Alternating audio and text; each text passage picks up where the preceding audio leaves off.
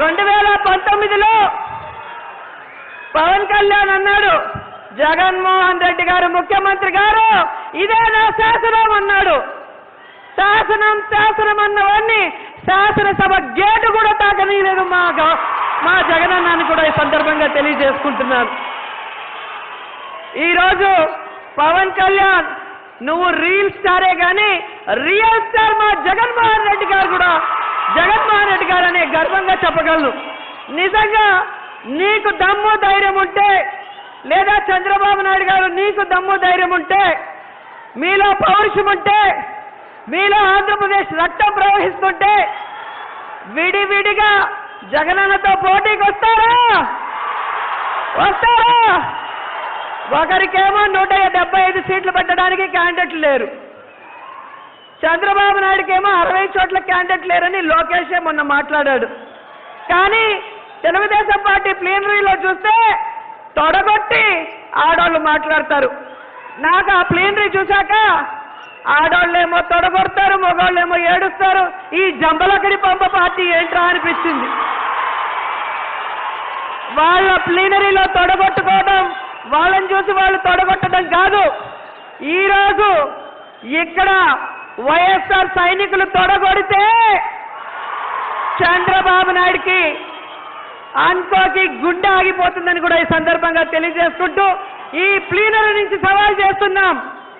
నిజంగా మీకు దమ్ము ధైర్యం ఉంటే తెలుగుదేశం అయినా జనసేన అయినా డైరెక్ట్ గా జగన్ గారితో ఫైట్ చేయాలి. కానీ గుంపులుగా ఫైట్ చేస్తే దాన్ని లీడర్షిప్ అనుకోరు, లీడర్ అని కూడా ఎవరు నమ్మరు. ఎందుకంటే జగనన్నని ఓడిస్తాము అంటుంటారు. ఇక్కడ చూస్తే చంద్రబాబు నాయుడు ముఖ్యమంత్రిగా ఉన్నప్పుడే తన కొడుకుని ఎమ్మెల్యేగా గెలిపించుకోలేకపోయాడు. ఇంకొక ఆయనేమో నించిన 2 చోట్ల కూడా ఓడిపోయాడు. అలాంటి వాళ్ళు జగనన్నని ఓడిస్తామంటుంటే నవ్వాలా ఏడవాలా అర్థం కాలేదు. ఈ ప్లీనరీ నుంచి అందరూ కూడా తెలుగుదేశం జనసైన్యకి తెలియజేసే విధంగా రాబోయే 2024లో జగనన్న వన్స్ మోర్ అనే నినాదంతో ముందుకెళ్ళాలి. ఎయిమ్ ఫర్ 175 సీట్స్ అంటూ 175కు 175 గెలిపించాలని కోరుకుంటూ సెలవు తీసుకుంటున్నాను.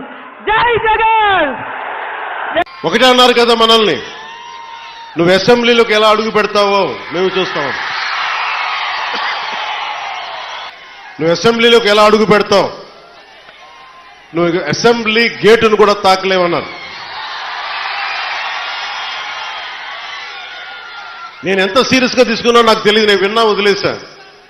కానీ మీరు ఇచ్చిన విజయం పిఠాపురంలో మీరు చాలా సీరియస్గా తీసుకున్నారు. మా వర్మ గారు చెప్పారు, గేటు నెట్టుకొని రావడం కాదు, బద్దలు కొట్టుకొని వస్తాడు పవన్ కళ్యాణ్. మా వర్మ గారు చెప్పిన ఆ వ్యాఖ్యలే, ఆ ప్రొఫెసీయే నిజమైంది ఈరోజు. మరి నాకు ఇంత ఘన విజయం ఇచ్చిన మీకు నేను ఎంత రుణగ్రస్తుణ్ణి. కన్నీరు తొడవలేని అధికారం ఎందుకు, నేను ఎప్పుడు చెప్తా ఉన్నా. నేను మీకు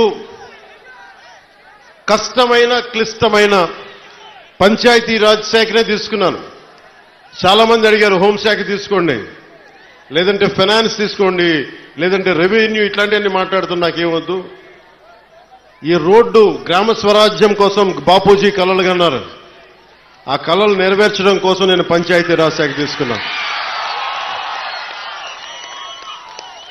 నేను ఒకటే చెప్పాను అధికార యంత్రాంగానికి అందరికీ మొట్టమొదటి మీటింగ్లో, నాకు లంచాలు అవసరం లేదు, మిమ్మల్ని ఎవరిని డబ్బులు అడగను. నేను ఈ కాంట్రాక్ట్ ఎవరికి ఇస్తున్నారని అడగను.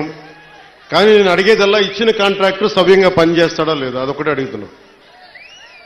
అలాగే ముందస్తుగా చెప్పిన మీటింగ్లో, రివ్యూ మీటింగ్లో ఒకటే అడిగా, నేను ఇప్పుడు దాకా నా జీవితంలో నేను సంపాదించిన డబ్బు అకౌంట్లో కూడా ఎప్పుడు చూడడం. ఖర్చు అయితే ఖర్చు అయింది, ట్యాక్స్ వచ్చే డబ్బులు వచ్చినాయి, ట్యాక్స్ కట్టే ఇంతే పెట్టుకున్నా. కానీ ప్రజల డబ్బు వచ్చేటప్పటికి, మీ డబ్బు అనేటప్పటికీ ఎంత ఒళ్ళు ఉంచి పనిచేశానంటే, ఎంత ఒళ్ళు ఉంచి పనిచేస్తున్నాను. ప్రతి రూపాయికి లెక్క అడుగుతున్నా, ప్రతి రూపాయికి. మీ కష్టం అది, మీ స్వార్జితం. తాజ్మహల్ నిర్మాణానికి రాళ్ళెత్తిన కూలీలు ఎవరంటారు? ఈ దేశ ప్రగతికి కండలు కరిగించింది ఎవరు? ఈ దేశ ప్రగతికి రక్త మాంసాలని ధారబోసింది ఎవరు? అది ప్రజలు, అది మీరు. అందుకే నాకు బాధ్యత ఉంది. నేను మీకు ఈరోజు నేను చెప్తా ఉన్నాను, ఆ రోజున ప్రమాణ స్వీకారం చేశాను. మొన్న మన కార్యకర్తల సమావేశంలో ప్రమాణ స్వీకారం చేశాను. ఎమ్మెల్యేగా నేను ఈరోజు మళ్ళీ మీ ముందు ప్రమాణ స్వీకారం చేస్తున్నాను. పవన్ కళ్యాణ్ అనే నేను భారత రాజ్యాంగానికి కట్టుబడి నన్ను అఖండ మెజారిటీతోటి గెలిపించిన నా పిఠాపురం పుర ప్రముఖులకు, పెద్దలకు, ప్రజలకు, యువకులకు, ఆడపడుచులకు, తల్లులకు, యువతులకు, ప్రతి ఒక్కరికి, అన్ని వర్గాల వారికి, ఎస్సీ, ఎస్టీ, బీసీ, ఓసీ, అన్ని మతాలు, ఇస్లాం, క్రిస్టియానిటీ, అన్ని కులస్తులందరికీ నేను హామీ ఇస్తున్నాను. మానవత్వాన్నే కాపాడుతాను, మీ అభ్యున్నతికే కష్టపడతాను. నేను లంచాలు తీసుకోను, నాకు అలాంటి అవసరం లేదు.